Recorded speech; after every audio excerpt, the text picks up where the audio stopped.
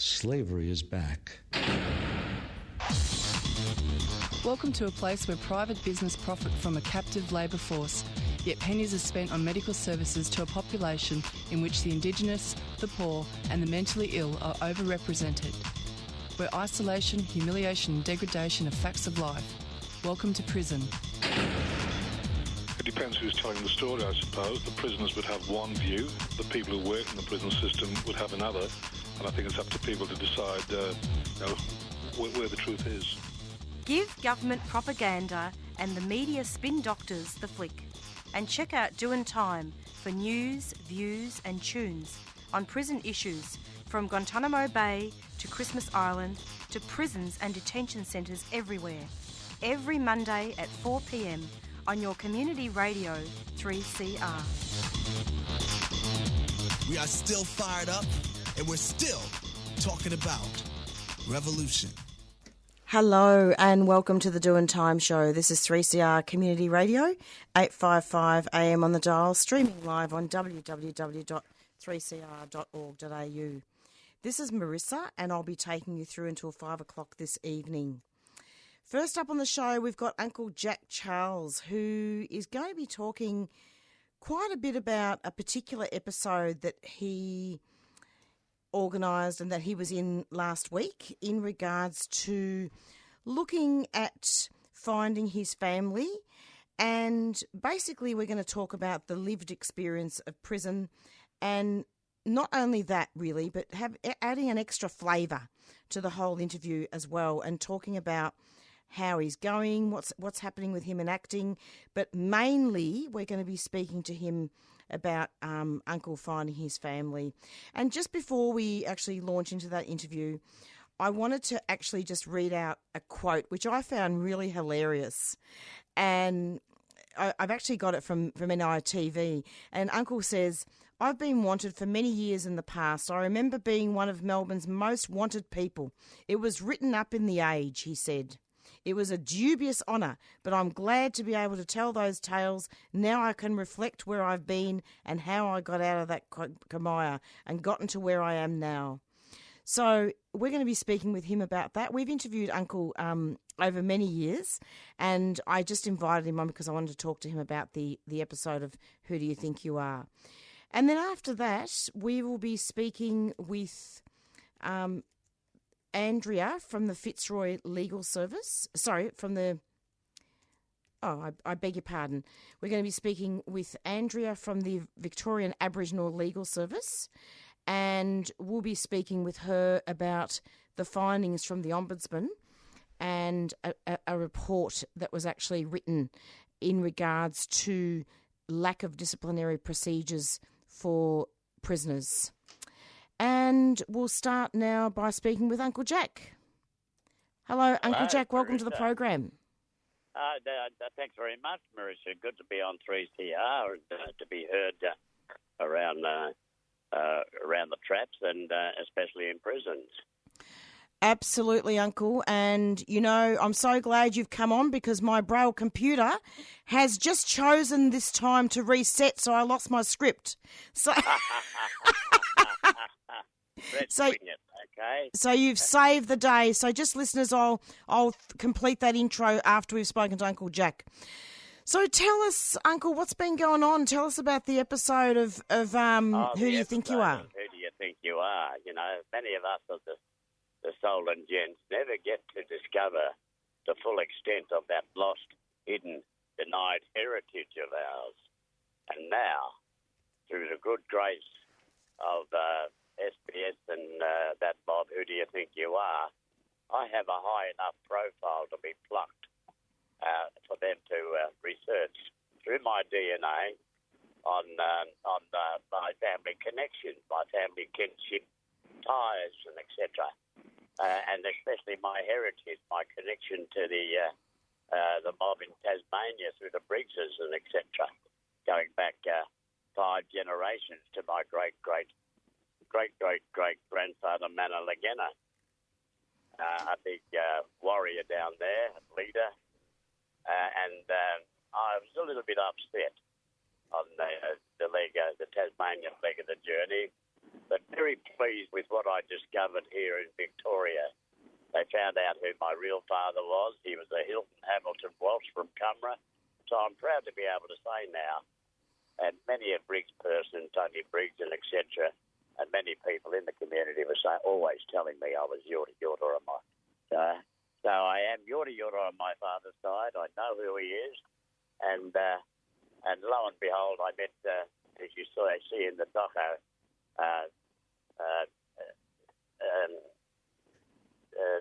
my brother, Grady Walsh, who works at the Victorian Aboriginal Health Service over in Epping, that unit there, and he's my brother. And I have another brother living in Ballarat and two sisters alive living up in Swan Hill. So I'll make a pilgrimage to those places and eventually get to meet them. But it is, I feel a large sense of completeness in my of who I am, having been given unto me from who do you think you are by heritage. Absolutely. So I stand a little bit taller than my present height at the moment. I'm only, a little bit 2 centimetres short of 5 foot, but I stand tall and prouder than ever now, knowing who I am. You know, Uncle Jack, I noticed such a wonderful power in you that night of the episode. It was you were just powerful. Do you know what I mean by that? By the word powerful? Yeah, I know what you're saying. People are saying we can't understand why you're not angry. Well, I am. I do have a profound sense of piss offness about Tasmania. What George Augustus Robinson, the bloke who wrote extensively about the history of the Tasmanian blacks and the way he treated Mana Legena, my 5 times great-great-grandfather and that, he was my grandfather, Mana Legena's Judas Iscariot, I got to realise. So, and it's forced me to really, take the bull by the horns and seek an audience with the Tasmanian Premier and the Education Minister, also the Victorian Premier, Daniel Andrews, while we're running hot with him, and the State Minister for Education to start taking Indigenous history seriously and to bleed it into our schools' curriculums. We need truth in history onto our state schools' curriculums, and I've always known that each state has got a unique story to tell, and it should be told. Absolutely, Uncle Jack. And one of the things that I found really inspiring on the episode as well was the way that you went to all the different countries, didn't you? Yes. So you went to the different lands of your heritage. Yeah. Tasmania, how's that, Again, up to Cumra, speaking with Uncle Colin Walker, seeing my father's burial site, seeing Grady Walsh, my brother.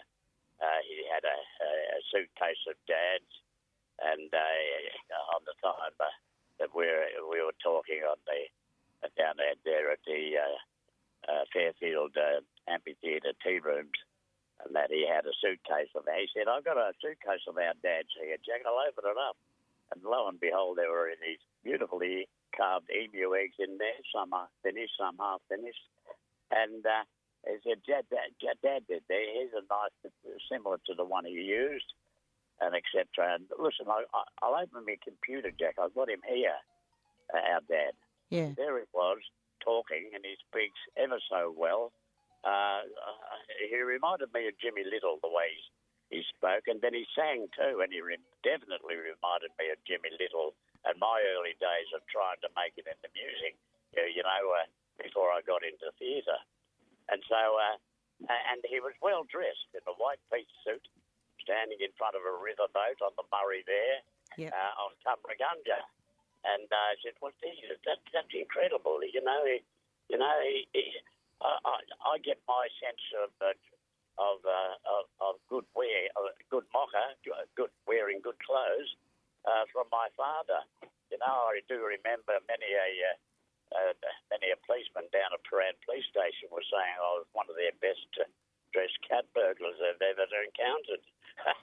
That's pretty amazing. Yeah. I'm just so happy for you, Uncle, that you were able to find your family. And there's nothing like it. And there's so many people in our prisons and youth detention centres that That's right. have very little inkling of the full extent of their heritage, and etc. So, and I believe that's a missing element that could be reviewed, and for them to seek solace and start begin to take a closer look at themselves, who they are, and where they come from.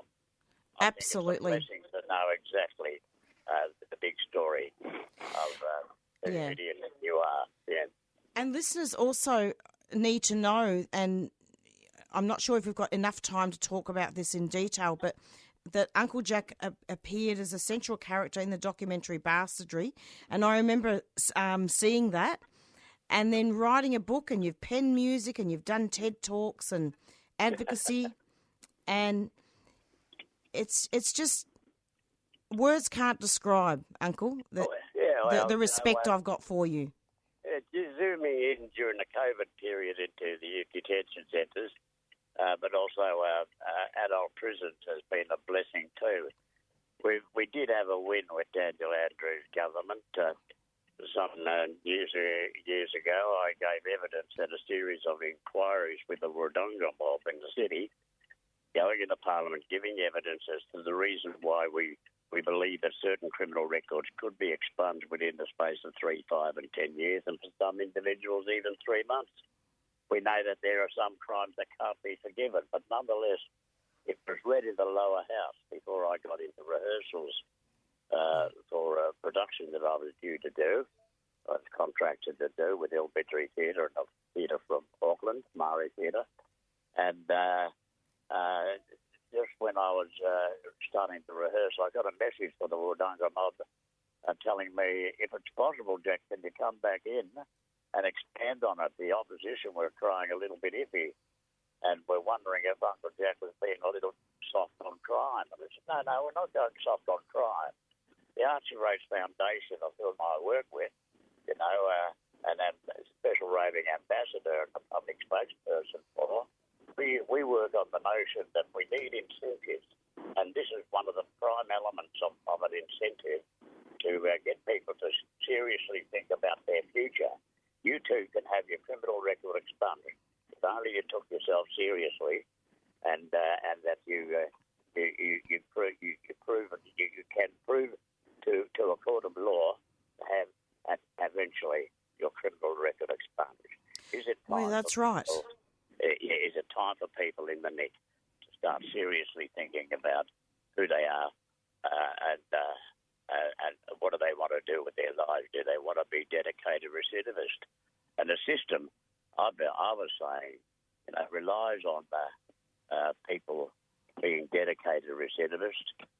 They're building more jails because people are coming in and out of prisons and etc. So it's the job of an elder in my unique situation to tweak the consciences of others. And that, I'm not such a tall poppy. But, absolutely. You're right. I'm only 2 centimetres short of 5 foot, as I said.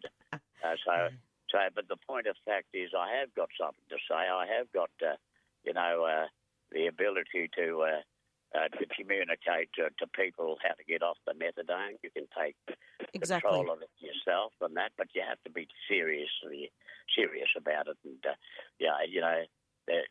there's got to be a point at some time or another where you don't want to, you don't want to regress. You don't want to keep on repeating the muck-ups that you've been existing and going back into prisons and etc. So, Uncle, so that's my job. Yeah. And it seems to have been working because there's nothing I like better than when somebody will come up to me and tripping over themselves to tell me that they're off the methadone. That's right. Yep. So that's proof positive that what I'm advocating is that if at any point in time that you feel that you can take charge of controlling your intake and your dosage yourself, have a talk with your doctor and the chemist and determine that you'll come in every second day and wean yourself off slowly. That's a message for people that are listening in prisons, our prison systems. But, of course, that's the way I did it. After I came out in 2005, it took me 2 years to jump off mere 75 mil. 2 years to finish off the doco at the same time. And by 2008, I was shot of even the government-sponsored drug. That's right. And I came good, and I touted myself as a walking, talking, beyond reproach role model. That's exactly right. Uncle Jack, I'm going to have to move on to the next interview really soon. But All right. Just really quickly, though, and I know we're probably not going to have time to talk about it, and it really is the most horrible topic anyway, but this particular thing needs to be placed into school curriculums in regards to what happened in Tasmania with the way that the women were kidnapped and all the seals were killed. I mean, it's awful. Yes, the women actually suffered the most horrific death. The men were just merely killed. The women were actually tortured, tied to trees and etc., and tortured before they were eventually killed. And so this history needs to be taught, and I think Year 10, 12 students in Tasmania are up for learning truth in history. Absolutely. We can't whitewash the history, and we know that certain states have been putting forth a notion that their state's Indigenous history should be told in our schools' curriculum, but I fear it'll be a whitewash. We must have truth in history if we're ever going to have if we're ever going to be truly reconciled. Very much so. Uncle Jack, thanks so much for coming onto the program, and I'd like to have you back very soon. Marisa. Okay. Thanks so much. See you later then. Thanks. Bye-bye. And that was Uncle Jack Charles speaking about the episode of Who Do You Think You Are that happened on SBS last Tuesday. And we're going to be speaking shortly with Andreea, and I'll give you her full name in a moment. I actually lost my script. We had a technical difficulty there, but I'll be continuing with that introduction in just a second. More than 70 innocent refugees are still being indefinitely detained in detention centres and secure hotels around Australia. Over recent months, many fellow detainees have been released onto bridging visas. Those remaining are desperate to know why they are still held. It is indefinite, it is cruel, and it is unlawful. Every day a group of supporters protests this brutality outside the Park Hotel at 701 Swanston Street, Melbourne, where 11 men remain trapped and whose hopes are fading and whose mental health is declining. The aim of the protests is to raise awareness of the situation for the general public, but also to show support and solidarity to the men inside. It is also for the approximately 200 refugees still held offshore. Please come along any weeknight at 6 p.m. or weekend at 3 p.m. And you're back with the Doing Time show. And just a bit of a correction there. We're going to be speaking shortly with Andreea, who is the Head of Policy, Communications and Strategy from the Victorian Aboriginal Legal Service. And I'll have Andreea give us her full name shortly. But in the meantime, just wanted to continue with my introduction, which was rudely cut off because we had a tech difficulty with computers. So after Andreea, we'll be speaking with Megan Pearce, who is the Managing Lawyer, Social Action and Public Interest Law from the Fitzroy Legal Service. And I've invited both lawyers onto the show to speak about the findings of the Ombudsman in regards to lack of transparency and oversight in prison disciplinary procedures. And when I spoke to Andreea off air this afternoon, we're going to be speaking about the Mandela rules and looking at how the recommendations of the report we're going to be looking at the recommendations, and she's going to be speaking generally in regards to prisons as well. And with Megan, we'll speak about the report as well. So the lack of oversight and transparency in prison disciplinary processes, and that's what we'll be talking about. And just very quickly, just a quote from the media release from the Human Rights Law Centre. Aboriginal and Torestrait Islander legal, human rights and civil liberties organisations have called on the Andrews government to take urgent steps to increase transparency and prevent mistreatment behind bars after a new report has highlighted serious deficiencies in disciplinary processes in Victorian prisons. The Victorian Ombudsman's investigation into good practice when conducting prison disciplinary hearings found that disciplinary hearings in Victorian prisons are still carried out in the dark with insufficient scrutiny, oversight or transparency. And on the line, we now have Andreea. Hello, welcome to the program. Hi, thank you very much for having me.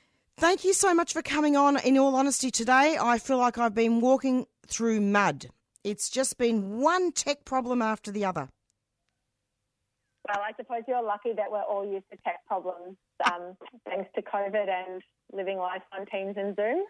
I think it is the COVID, actually. It sometimes, fries the brain a bit. Now, I'm wondering if you could just talk about, just state your full title and your full name, please, so that listeners are aware of who you are.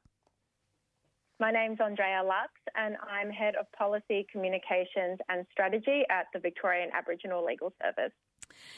Oh, good on you. So I'm wondering if you could just start talking about the report and exactly what happened to initiate this report.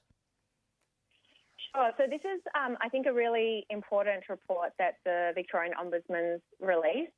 It's looking into the internal disciplinary processes within prisons in Victoria. And this report follows on from another investigation by the Ombudsman previously, and they continue to get complaints about the processes involved for disciplinary procedures. So, for example, some of the issues that they've come across and highlighted in this report are perceptions of bias, a real lack of proper record keeping, and particularly concerning is the lack of support provided to people with cognitive impairments who are engaged in these disciplinary processes. Absolutely, and that really is of particular concern, isn't it? Yes, I mean, these processes, they can lead to referrals to Victoria Police, but it can also lead to suspension of privileges within the prison. So the outcomes of these hearings can have potentially quite serious consequences for people who are incarcerated. So not providing people with cognitive impairments proper support through that process is a real injustice that needs to be urgently addressed. Would you say that people in prison with a cognitive disability or mental illness are overrepresented?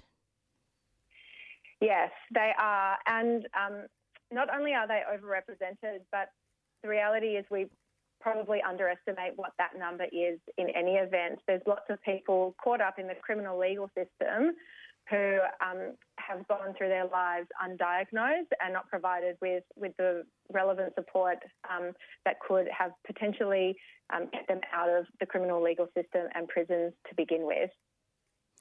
Interestingly, this report comes just weeks after Victoria's anti-corruption watchdog, and I did interview on this 2 weeks ago.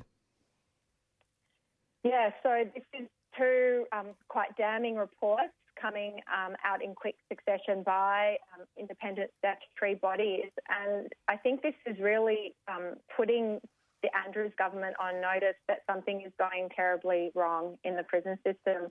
And we really need to address, the practices within and the cultures within prisons in Victoria. Did you want to talk about some of the general things that you wanted to discuss today about prisons and also talk about some of the Mandela rules? Sure. So in the recommendations, the report does highlight some potential improvements that could be actioned to better protect the rights of people in prison. So, for example, improving access to the Office of the Public Advocate for people who have a cognitive impairment and need that support through the process, ensuring that there's robust merits review for decisions, and to have fewer and better quality disciplinary hearings. But I think one thing that I would have liked to have seen more focus on is enshrining in legislation, having, stronger procedural fairness protections in place. So a lot of sort of these, guidelines or protections sit not within legislation or regulations, but, within handbooks and other sort of internal policy guidelines. So if we look, for example, to the Mandela rules, so they're the United Nations standard minimum rules for the treatment of prisoners. Yep. The sorts of things that are outlined there, we would really like to see in Victorian legislation. So that includes ensuring that someone who's going through this process has support, independent support, but also legal advice so they can properly navigate this process, as well as ensuring that, the rights of appeal are really robust, that the person who's going through the process has access to all of the evidence in front of them or against them rather, so that they can properly respond. And I guess although the report does consider some of those issues, I think it doesn't go quite far enough in making those recommendations around legislative reform. Let's talk about that a bit further. So what would be a grassroots example to emphasise that? I'm sorry, what was that question? So I was just going to suggest to talk about it a bit further. What would be an example to highlight what you're saying in regards to that the report hasn't gone far enough? Sure. So I think, one of the examples or one of the incidents that they refer to is so someone who was expressing suicidal ideation. They were recorded as having a mental health condition, and they, resisted strip searching while they were being moved into a, quote unquote safe cell. And perhaps unsurprisingly, they resisted, and ultimately they were charged with a prison disciplinary offence. So I think, many people looking at that situation objectively would recognise that here's someone who's got an existing mental health condition. They are particularly vulnerable. They're at a real crisis point, and the way they're behaving is not that they're being disrespectful or trying to be difficult. Yeah. I think it's just more a manifestation of where the situation that they find themselves in. So one of the things the Mandela rules considers is, ensuring that people aren't, that there aren't consequences for people within those sort of disciplinary structures where they're acting in a way that really reflects their underlying mental health issue or cognitive impairment. So not punishing people when they have those recognised vulnerabilities. And I think if we had something like that enshrined in legislation, for example, that would be a really strong protection to ensure that these sorts of incidents don't happen again and we're not compounding the trauma of people who are in prison. And of course, we all know that Aboriginal and Torres Strait Islander peoples have been over-incarcerated. Do you think that was a priority of the report? So the report does identify that the reviews of the different hearings that they did didn't perhaps look as extensively as they might have liked into cases of Aboriginal and Torres Strait Islander people. So I think that's probably something that does need to be considered further. And also particularly looking at what sort of culturally appropriate or safe supports might be provided to Aboriginal people going through disciplinary hearings. there are Aboriginal liaison officers or wellbeing officers that might be able to support people through that process, but they're not independent to the prison that is, holding people. So I think that it's pretty questionable what sort of support might be able to be truly provided from someone who is employed by the prison and works with the prison. So I would think that there needs to be some more attention brought to those particular issues. That's a very, very interesting concern, isn't it? That report didn't have that priority there. Yeah, and look, I think part of the reason might have been the real issues around record keeping that this report uncovered. So I think when you don't have as many records available to you, it's a little bit harder to conduct a review. And I guess that's probably a good segue for me to discuss something else that I think is really important when we're talking about prison oversight. I spoke with you briefly earlier around implementation of detention oversight under the UN protocol, the optional protocol to the Convention Against Torture. And under that protocol, what's required is for the Victorian government to set up or designate detention oversight bodies that regularly conduct visits to places of detention. Frequently, these are unannounced visits, and their role is to go into places of detention, speak directly with people who are detained. That's a really important part of gathering evidence and triangulating evidence and ensuring that recommendations are really strongly based in the concerns and the issues for people who are incarcerated.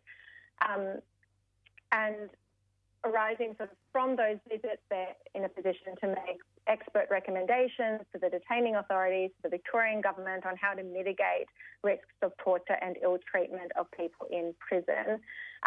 So I guess having regular visits such as that would be able to uncover sort of failures, for example, in record keeping, that might really limit sort of other oversight mechanisms such as the Ombudsman's investigation. Andreea, thank you so much for coming onto the program. And as you know, I've also invited Megan as well because I wanted to talk to you first about looking generally at the recommendations, and then I think we're going to have a look in a bit more detail about the report in a second. Are there any final comments that you wanted to make before we finish? I think really the thing that resonated with me the most in this report was the need to actually just change the legislation. We need to have these protections in legislation. As long as they're in policies and guidelines, I just can't really see any significant changes kind of transpiring in the prison system. You know, what is a privilege versus what is a right? We should have that in legislation. The sort of the natural justice or procedural fairness that should accompany all disciplinary hearings should also be prescribed by legislation. So I think that's probably my biggest takeaway from this report, the real gap that we have in that respect. That's an understatement. I mean, I am not holding my breath there because, correct me if I'm wrong here, Andreea, but these disciplinary hearings, they're more within the prisons, aren't they? Not within the courts, right?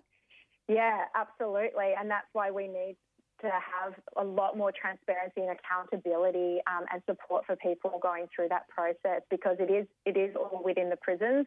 And I think, you know, there's so many levels of complexity and concern around this, but also when we look at the fact that we have private prisons as well in Victoria, so ensuring that we have that consistency across, you know, private and public prisons as well requires really, I suppose, an overhaul rather than tinkering. Indeed. Andreea, thank you so much for coming onto the program, and I'm sure we'll be having you back, I'm hoping, very soon. Not a worry. Thank you for having me. Thanks so much. Bye-bye. And that was Andreea Lachsz, who is the Head of Policy, Communications and Strategy, Victorian Aboriginal Legal Service. We're going to be speaking shortly with Megan Pearce, who is the Managing Lawyer, Social Action and Public Interest Law at the Fitzroy Legal Service. The Melbourne Documentary Film Festival returns with a huge showcase of factual filmmaking. Highlights include Cry of the Forests, a look at WA's sacred southwest forests and the activists trying to protect them. Mental as Anything, a heartwarming story about what it's like to live with mental illness. The Price of Truth, a look at Julian Assange and WikiLeaks with never-before-seen interviews. And many more. July 21st to 31st at Cinema Nova. A 3CR supporter.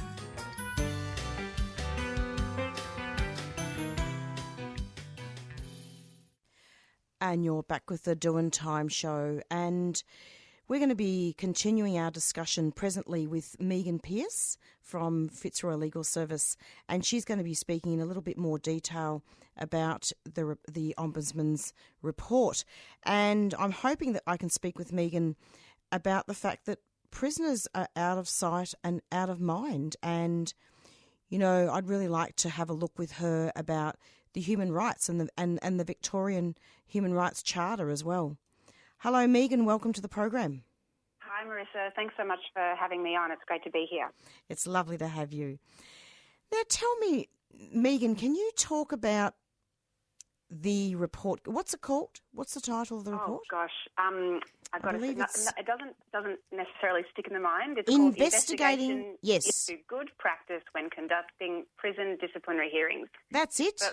But, yes, Marisa, I liked what you just said as a potential title: out of sight, out of mind. Absolutely, and this is the problem here, because one of the things that I find really concerning is the fact that these disciplinary hearings are not subjected to media attention normally, and they are internal investigations, aren't they? Yeah, they are, Marisa. And if I could, I just want to check before I go on. Of course. Am I pronouncing your name right? Marisa? Yes, you are indeed. Marisa. Yeah. Okay, fantastic. My apologies. No, you're right. I think you make a really important point, and when you consider that point against the fact that the Ombudsman says in her report that about 10,000 of these hearings are conducted each year. I mean, that's an extraordinarily large number, particularly when you consider that what we know about the number of people in prison. So there are two ways of measuring that, and I'm sure many of your listeners would be familiar with this, as would you. But there are two ways of measuring that. One is called stock data, or it's the number of people in prison on a given day, and then there's the number of people who move through the prison, so who enter prison and who leave it in a 12-month period. And so we know that on the 30th of June last year, there were over 7,000 people in prison. Over 400 of those were people in women's prisons, and just shy of 7,000 were people in men's prisons. And we also know, in terms of the number of people moving through the system, that in the 12 months of the 2019-2020 financial year, 12,665 people entered a prison in Victoria. 1,600 of them entered a women's prison, and just over 11,000 entered a men's prison. And so when we know that there are 10,000 prison discipline hearings every year, we don't have a huge amount of information about like who those hearings are for. But what we can say is that either the vast majority of people who enter the prison system are subject to at least one prison discipline process, or some presumably significant proportion are subject to the process multiple times. And the one other thing I'd say about that is that, like, when you have so little transparency around a process, that has really significant impacts. Like, that's just something that should trouble us all as a society. And I guess the repercussions that I refer to include that, and I can talk about this in a bit more detail when we turn to the detail of the report, but we know that people can be fined as a result of an adverse finding in a discipline hearing. We know that people in prison earn about $8 a day for the work that they do. So if they're fined $60, that's an enormous impost on them. And it can mean that things like they can't make phone calls to loved ones, or they can't buy things that they need that are as necessary as soap. They can lose what are offensively called privileges. So contact visit, this can be particularly distressing for everyone, but particularly for Aboriginal people, and I think of women whose children are in care, and if there's child protection involvement and they're not able to see their children for a couple of weeks because of the outcome of a prison discipline process. Yeah. We know that parole applications hinge really heavily on disciplinary hearings, and yet we have no idea, we have so little insight into what's happening in these proceedings, and I think the Ombudsman's reports really highlight the ways in which these hearings can be lack transparency and be unfair. Absolutely. So the consequences for a prisoner can be serious. Absolutely, enormously, and those consequences will be constituted by the penalty that they might be issued in the context of the hearing. So I might just quickly outline the Ombudsman. Yep. Sets out the process quite clearly in her report, and she notes that there are basically three parts. So there's the decision to charge and investigate, there's the hearing, and then there's the decision about punishment. And she found some problems in each of those parts of the process. In terms of going to that sort of like last component, the decision about punishment, what she found was that there was enormous variability between the prisons about how particular so-called conduct was punished. And so she said she simply wasn't able to identify any trends. So that suggests that it's just, that says to me that it's really, really arbitrary, and that's really unfair for people going into those proceedings. I think the other thing that it suggests is that, it would have been really great to see a bit more information about, what is the total amount that people are being fined in prison each year for disciplinary proceedings. For all we know, it could be in the thousands, tens of thousands. And when you consider that people earn $8 a day for their work or thereabouts, and that's only those that can work, what does that mean in practical terms for people? What are they having to forego in an environment where they're already, deprived of their liberty and contact with their family? Exactly. Go on. Sorry, Marisa. Did you want to ask a question? Or No. I was just about to say that you've described it really well, and it's really important that we go into these findings in a lot of detail. What were you going to say? Oh, I was just going to add that not only can the penalties be fines, but they can also involve, and I referenced this earlier, losing what are described as privileges, and which many of us would just consider, the necessities to live a dignified life, but they include particularly contact visits. And one thing that the report addresses, although not in a great deal of detail, is that often what will follow a disciplinary charge, if you like, or the allegation that someone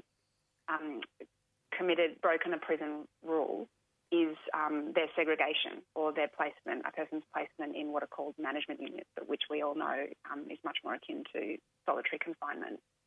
And that's also part of the penalty. So what you might have is someone who is charged with a disciplinary offence. There's a hearing. They lose their privileges, but before the hearing they're also placed in a management unit, and all of that could flow from what might be a relatively minor breach of the rules. So compounded with all this is the wrongdoing, and also how inappropriate, not only is there inappropriate behaviour by some officers, there's cover-up as well by not having accurate and consistent record keeping. Doesn't that also, impact negatively on the report, that there could be scant information about those issues? Absolutely, Marisa, and I think that's that is a point that the Ombudsman canvasses in quite a bit of detail, and just how poor the processes are and how unfair they are, and or that they can be. And I think one thing that she says a couple of times is that it's hard to tell, because it's really hard to assess what's happening because the record keeping is really wanting. And I jotted down some of the particularly striking process failures or things about the process that she highlighted as being unfair, and I thought I would just speak to them briefly. Go for it. Yep. Because you've picked up on them. And so one of the first points she makes is that there's a real risk of bias. So the hearings are often conducted by officers from the same unit and almost always within the same prison as where the alleged offence occurred. And so that, invites an understandable concerns about bias, and there's certainly no appearance of independence in that context. And she gives an example in her report of a situation where charges were ultimately dismissed because the person involved in the hearing and the decision to punish was involved in the incident that led to the offence the charge being laid. Yeah. And in any other context, that would just be an extraordinary arrangement in any kind of context. If we were out in the community, people would just be horrified if they had to, appear before, what do they say, judge, jury, and executioner. Yeah. The other thing that the Ombudsman raised concerns about is this, what she describes as pre-hearing discussions, which aren't recorded, and this goes back to your point about record keeping being really poor. And so she noted reports of people in prison essentially being induced to plead guilty on the basis that, with some promise that a certain penalty would not be imposed if they did in fact plead guilty. And then, of course, those bargains are struck behind closed doors and not recorded anywhere, and no one honours those bargains in the end. And the example she gave, which is a really troubling one, was of a person who had been told that if they their disciplinary offence related to possessing illicit substances, or I think sorry, Marisa, I'm getting the language wrong, but basically, they had a drug on them that they were alleged to have a drug on them that they weren't That's right. supposed to That have. was Lee, I believe, wasn't it? Yes, yeah, Lee, and they were told that if they pleaded guilty, that they wouldn't be taken off the methadone program. Yes. So they did plead guilty, and they were taken off the methadone program. I mean, apart from the health consequences of that, which are just horrifying for that person. That conversation, that person acted, that Lee acted on the undertakings that were made in that conversation and they weren't honoured is, terrible. And there's no record of that. I think another thing that really was troubling that the report highlighted was that when people are given notice of what is alleged against them, it's in really general terms. It might be something as vague as like disciplinary infraction. That's right. And when you have no access to legal advice or advocacy or any kind of support, responding to something so unclear just, seems impossible. Absolutely, Megan. And indeed, the Ombudsman investigated the complaint but was ultimately unable to substantiate the allegation that Lee had been abused by prison staff during the initial interaction. Is that right? Yes, yeah.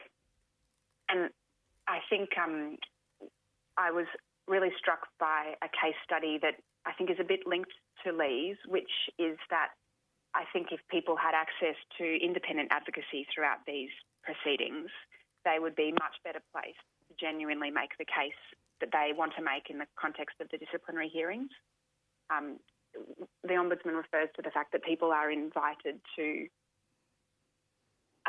bring witnesses and question witnesses in the context of these hearings, but there are so many barriers to that occurring meaningfully. They have to give the requisite amount of notice and they have to have access to people, and then there are all these restrictions on the type of witnesses that people can bring, and ultimately any request to call witnesses can simply be refused without a written reason. And so if you think that people are, going into a hearing which involves a person who could have been involved in the incident, they might be acting on the basis of some pre-hearing conversation where they've been promised X, Y, and Z, but they can't rely on whether or not that's going to happen. They don't know exactly what it is that they are required to respond to, and they're not, they haven't been able to call witnesses. And in all of this, they have had really, really limited, if any, access to independent advice or advocacy. It just seems like a pretty insurmountable burden. And we know that 10,000 of these kinds of processes are happening each year. Absolutely. And one of the things that struck me as well is when I believe there was this report was conducted over private and public prisons, wasn't it? Yeah. Yeah. So there was a particular prisoner that I was reading about in the report who didn't want to do the strip search, and there were reasons for that. Yeah. And they did a public hearing, a preliminary hearing, even though the prisoner apologised. Sorry, disciplinary hearing. And the prisoner apologised. So why is that necessary? Why is it necessary to actually have those hearings? I'm sure they could be avoided. This is all about torture. Yeah. I don't have an answer for you, Marisa, about why it's necessary to do those hearings. I think it's a product of the power structures that are, as you say, designed to oppress and torture people in these systems. And this is just a question I was throwing out to listeners, but go on. Yep. Oh, no, I don't want to interrupt you. No, you go. I finished. I think one of the key reflections I had on reading this, and I caught the end of Andrea's interview, and I really agree that there needs to be, real legislative reform. And I think we could reform this. We could legislate that this process be improved, respect human rights, respect the kind of principles of fairness and procedural justice that we would expect to see for those of us,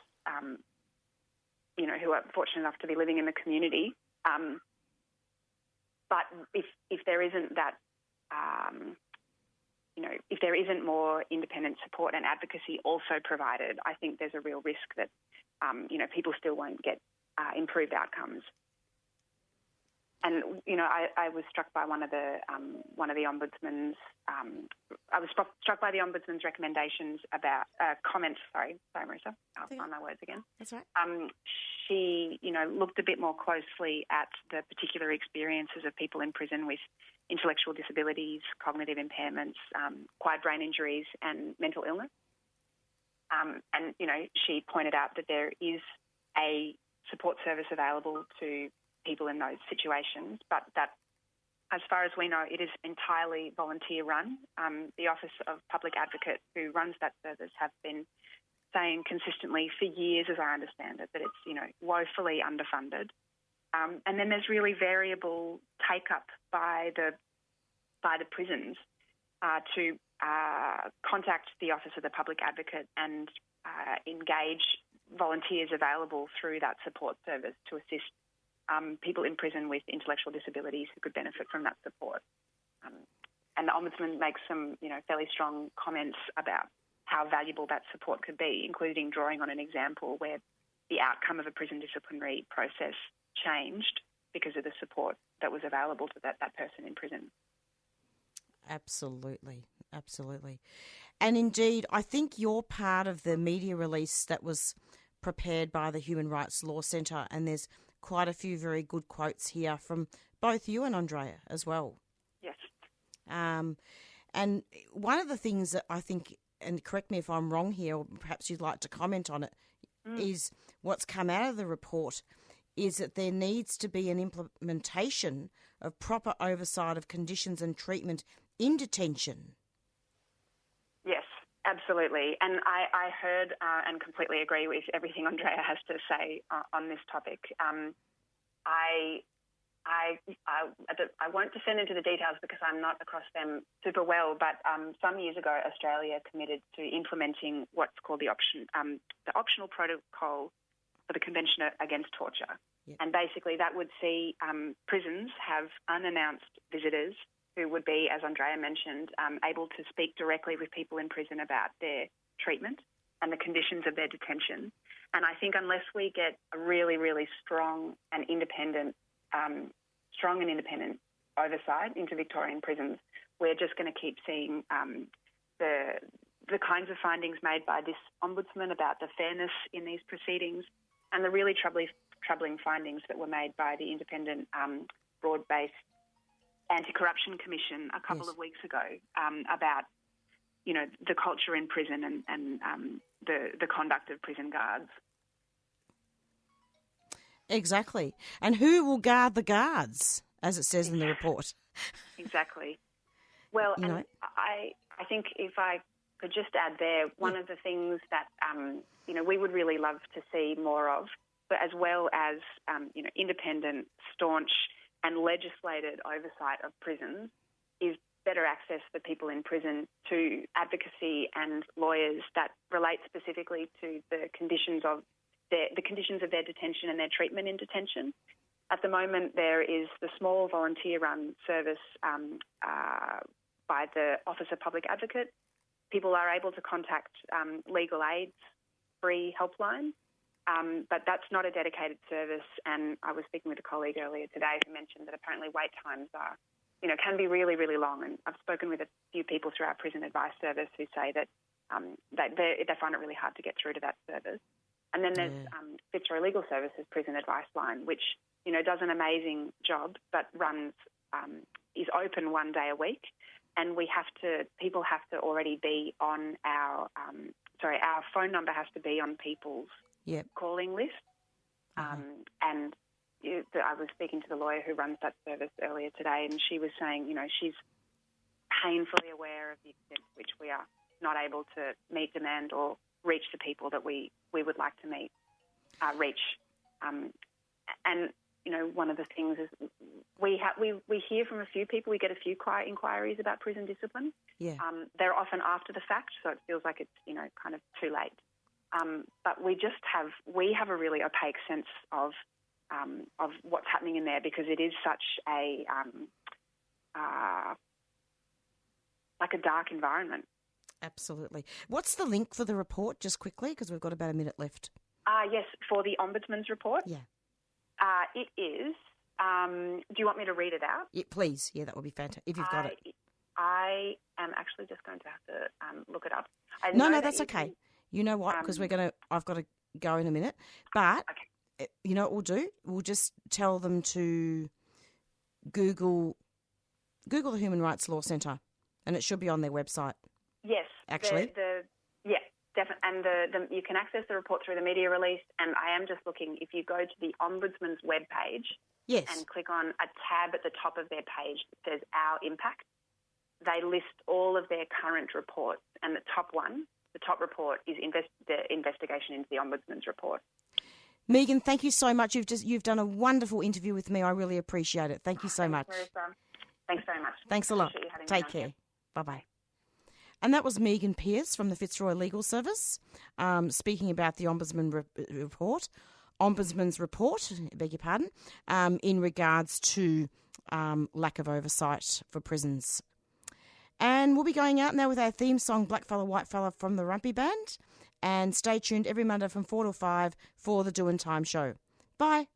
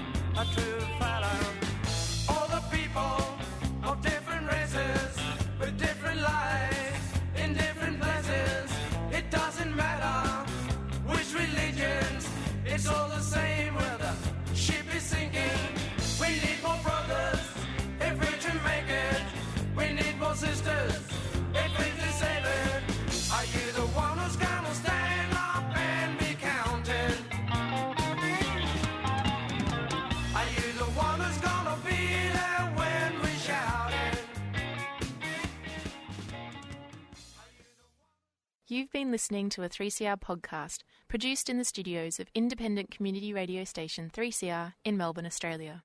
For more information, go to allthews.3cr.org.au.